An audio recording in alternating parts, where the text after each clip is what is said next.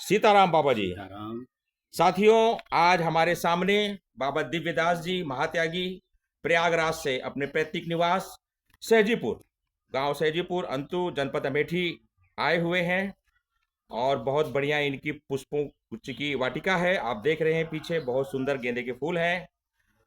और बाबा जी से आज हम लोग कुछ प्रश्न करने जा रहे हैं। बाबा जी, आज हमारा प्रश्न आपके भक्तों की ओर से ये है, सनातन धर्म में खट कर्म क्या है, ये कितने प्रकार के हैं, और उस प्रकार को बतलाते हुए आपको ये ज्ञान देना है कि ये क्यों करना चाहिए प्रत्येक व्यक्ति को। खट कर्म में जो भी नियमावली है, प्रकार है, और उसके महत्व के बारे में थोड़े से शब्दों में आपको बाबा जी प्रकाश डालना है। जय श्री राम, जय सीताराम। सभी से जैसा कि आधार जो है रामचरितमानस है। रामचरितमानस में ऐसा वर्णित है, बड़ी भाग्य मानुष तन पावा, सुर दुर्लभ सदग्रंथ ही गावा। कि बहुत भाग्य से हम लोगों को ये मनुष्य का शरीर मिला हुआ है। तो भाग्य क्या है? आज का किया हुआ कर्म कल की भाग्य। कर्म में प्रश्न है, खट कर्म क्या है? खट कर्म मनुष्य को प्रतिदिन करना चाहिए। खट कर्म है संध्या, स्नान, जप, देव बलि वैश्य देव और आतिथ्य सत्कार। ये 6 कर्म मनुष्य को प्रतिदिन करना चाहिए। अगर 6 कर्म नहीं कर सकता है तो कम से कम इसमें से 1-2 कर्म भी कर ले तो भी काफ़ी हद तक उसको मन में उसके शांति रहेगी। और इस मन की अपनी शांति के लिए, अपने शरीर के स्वास्थ्य के लिए जो भी कर्म हमारे किए जाते हैं, सब हम कितना दिन तक स्वस्थ रह सकें। इसलिए कि हमारे सनातन धर्म में जितने भी नित्य कर्म बताए गए हैं, जैसा कि संध्या स्नानम जपश्चैव, संध्या वंदन करते हैं, हम स्नान करते हैं, जप करते हैं, बलि वैश्यदेव करते हैं, आतिथ्य सत्कार करते हैं। इनसे हमारा मानसिक और शारीरिक और तथा साथ में आर्थिक तीनों तरह का लाभ मिलता है। जिसमें सबसे बड़ी चीज़ होती है, तुलसी धन धाम शरीरे लो। तुलसी दास जी कहते हैं कि धन और धाम दोनों चीज़ शरीर है। अगर आपकी शरीर स्वस्थ है तो ही आप कुछ कर सकते हैं। अगर आप अस्वस्थ हो गए हैं तो कुछ भी नहीं कर सकते हैं। जैसा कि हमारे देश के बहुत बड़े बिजनेसमैन रतन टाटा जी ने, जब जो कोरोना काल आया हुआ था तो उन्होंने यही कहा था, इस समय दुनिया की सबसे बड़ी कमाई जो है वो ये है कि मनुष्य केवल सांस ले ले। तो सांस लेने के लिए हमको खट कर्म करने की आवश्यकता पड़ती है। खट कर्म में पहला है अपने शरीर की शुद्धि। इसको कैसे हम शुद्ध करें? शौचाचार से निवृत्त होकर के स्नान किया जाए। स्नान के भी कई प्रकार हैं। किस तरह से हम स्नान करते हैं, कैसे स्नान हमको करना है, सबका अपना। तीर्थ में स्नान करना है तो उसका अलग महत्व है, कुएं पे स्नान करना है उसका अलग महत्व है, हम अपने बाथरूम में स्नान करते हैं अलग महत्व है, ठंडे पानी से स्नान करते हैं हमको अलग अनुभूति होती है, गर्म पानी से स्नान करते हैं हमको अलग अनुभूति होती है। ये अपने अपने अनुभूति की बात है। लेकिन जहाँ तक हो सके, यथासंभव हो सके, स्नानादि से निवृत्त होकर के हमको सूर्य को जल देना चाहिए, हमको अपने पितरों को तर्पण करना चाहिए। अब जो भी हमारे बताए गए हैं सब खट कर्म के नियम हैं। इन नियमों को ज़्यादातर डिटेल में जानने के लिए गीता प्रेस से एक पुस्तक निकलती है जिसका नाम है नित्य कर्म पूजा प्रकाश। उसका आप लोग अध्ययन करिए और बहुत ज़्यादा कुछ ना बता करके इस थोड़े में ही आप लोग समझने की कोशिश करिए। खट कर्म हमको अवश्य करना चाहिए। आतिथ्य सत्कार जिसको हम पहचानते हैं, अगर उसका हम सत्कार कर रहे हैं तो आतिथ्य सत्कार में नहीं आता है। इसलिए कि हम अपने को तो सभी दौड़ते हैं कि हमारा बेटा आया, हमारी बहू आई, हमारा नाती आया, हमारा साला आया, हमारा बहनोई आया। लेकिन जिसको हम नहीं पहचान रहे हैं, अगर कोई हमारे पास आ जाता है और उसका सम्मान हम कर लेते हैं, ये आतिथ्य सत्कार है। पराधीन सपनों सुख नहीं। अगर किसी के हम अधीन हैं तो सपने में भी सुख नहीं मिलेगा। हमें स्वतंत्रता चाहिए, और ये स्वतंत्रता पाने के लिए हमको 6 कर्म करने पड़ेंगे। जैसा कि जप करना पड़ेगा।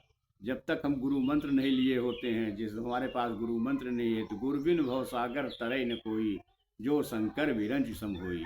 स्नान हो गया, स्नान के बाद संध्या बंदन है। अगर ब्राह्मण है तो संध्या बंदन अगर वो नहीं कर रहा है, त्रिकाल संध्या नहीं कर रहा है, तो वो ब्राह्मण कहलाने का अधिकारी नहीं है। कहने के लिए कोई पांडे है, कोई दुबे है, कोई चौबे है, कोई मिश्रा है, तिवारी है, इससे कोई लेना देना नहीं है। जो हमारे कर्म बताए गए हैं, अगर उनके अनुसार हम नहीं चलते हैं तो हमारा जीवन व्यर्थ हो गया है। कि ऐसाम न विद्या न तपो न दानम ज्ञानम न शीलम न गुणो न धर्म, ते मृत्युलोके भुवि भार भूता मनुष्य रूपेण मृगाश्चरन्ति।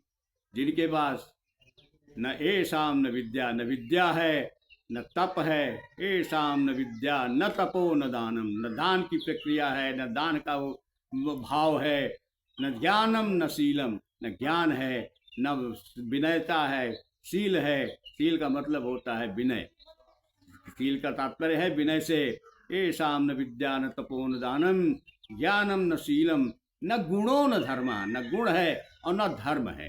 धर्म क्या है? जिस धर्म में हमारा परिवेश में जन्म हुआ है वही धर्म है, हम उसी को हम धर्म को माने। ये आवश्यक नहीं है कि हम हिंदू हैं या सनातनी हैं तो धर्म है। सनातन तो सब, सनातनी तो सभी हैं, तो सनातन ही धर्म है। उसके बाद उसमें हम अपने अपने भाग्य को, अपने अपने संप्रदाय को बांटते हुए, अपने अपने अखाड़ों को बांटते हुए चले गए। एक दूसरे से बला होते चले गए कि हम आपकी बात को नहीं मानेंगे, नहीं मानोगे तुम दूसरा रास्ता बना लिया। यही है धर्म। तो सनातन क्या है कि हमारे जीवन को किस तरह से, मनुष्य के जीवन को, जिसको भगवान ने हमको मनुष्य का जीवन दिया है, 84 लाख योनियों में भ्रमण करने के पश्चात ही मनुष्य का जीवन मिलता है। ये अगर हमको मिला हुआ है तो ये किसके लिए मिला हुआ है? तो इसका है कि परहित सरिस धर्म नहीं भाई, पर पीड़ा नहीं समयद माई। अगर हमको दूसरों का परोपकार करने के लिए शरीर मिला हुआ है, जितना हो सके अब से यथाशक्ति यथासंभव हम परोपकार में लगे रहेंगे, दूसरों का उपकार करते रहेंगे। कोई रास्ते में किसी तरह से हमसे कोई अपेक्षा रख रहा है, अगर कोई हमसे, मान लीजिए सपोज करिए छोटी सी चीज़ है कि हमसे 10 रुपये की कोई डिमांड करता है कि हमको आप 10 रुपया दीजिए। अगर उसको हम 10 रुपया नहीं दे सकते हैं तो कम से कम 1 रुपये की मदद कर करके उसको 9 रुपये की ही ज़रूरत है दोबारा पड़ेगी आगे से। वो 9 रुपया किसी से आग्रह करेगा, लेकिन वो 10 रुपये की व्यवस्था करेगा। तो हम जितना जिसमें सहयोग कर सकें उसको हमको करना चाहिए। यही मनुष्य का जीवन है और इसीलिए हमको मानव जीवन मिला है। आगे आप लोगों के समक्ष ये प्रक्रिया चल रही है। जैसा कि प्रश्न हुआ है कि खट कर्म, फिर हम आते हैं अपनी उसी जगह पे। संध्या स्नानम जपस्यैव बल वैश्य देवचा आतिथ्य सत्कारम खट कर्माणि दिने दिने।